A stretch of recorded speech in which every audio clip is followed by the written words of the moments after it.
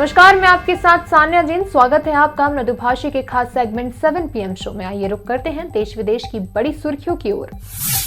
राजस्थान में बेरोजगार युवाओं के लिए कोरोना महामारी में बेरोजगार भत्ते की आस लगी है, लेकिन प्रदेश के ज्यादातर ई मित्र केंद्रों पर चिरंजीवी योजना को छोड़कर अन्य कार्य बंद होने की वजह से बेरोजगार युवा आवेदन नहीं कर पा रहे हैं। दूसरी ओर जिन बेरोजगारों ने पिछले माह आवेदन किया था, उनके फॉर्म भी जांच के फेर में उलझे हुए हैं। फिलहाल प्रदेश के 2 लाख से ज्यादा बेरोजगार युवाओं को भत्ते का इंतजार है। महाराष्ट्र में 1 मई से कोरोना वायरस टीकाकरण कार्यक्रम शुरू करने को लेकर राज्य के स्वास्थ्य मंत्री राजेश टोपे ने शुक्रवार को कहा कि मुख्यमंत्री उद्धव ठाकरे का मानना है कि राज्य में टीकाकरण कार्यक्रम की शुरुआत महाराष्ट्र स्थापना दिवस से हो। ऐसे में टीकाकरण की शुरुआत करने के लिए 1 मई को राज्य में टीकाकरण कार्यक्रम का नाम मात्र के लिए उद्घाटन किया जाएगा। उत्तर प्रदेश के बागपत की शूटर दादी के नाम से मशहूर निशानेबाज चंद्रो तोमर भी कोरोना से जंग हार गई।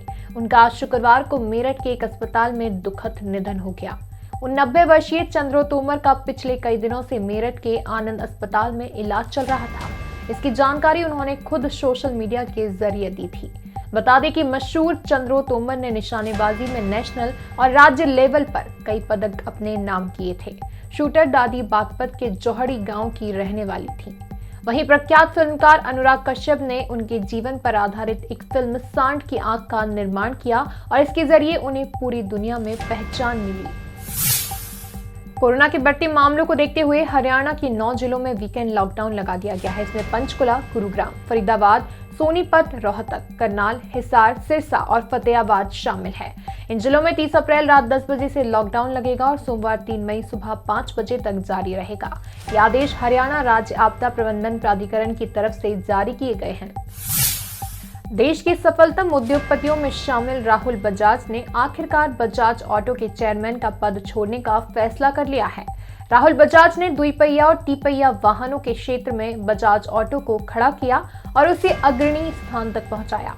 पुणे स्थित 2 पहिया और तिपहिया वाहन बनाने वाली कंपनी बजाज ऑटो ने शेयर बाजारों को भेजी नियम की सूचना में कहा कि उसके गैर कार्यकारी चेयरमैन ने अपने पद से इस्तीफा दे दिया है। उनका इस्तीफा 30 अप्रैल 2021 को कामकाज समाप्त होने के समय से प्रभावी हो जाएगा। भारत इस वक्त कोरोना वैक्सीन की कमी से जूझ रहा है। देश में कोरोना के खिलाफ इस्तेमाल होने वाले रेमडेसिविर वैक्सीन की किल्लत अचानक से बढ़ गई है।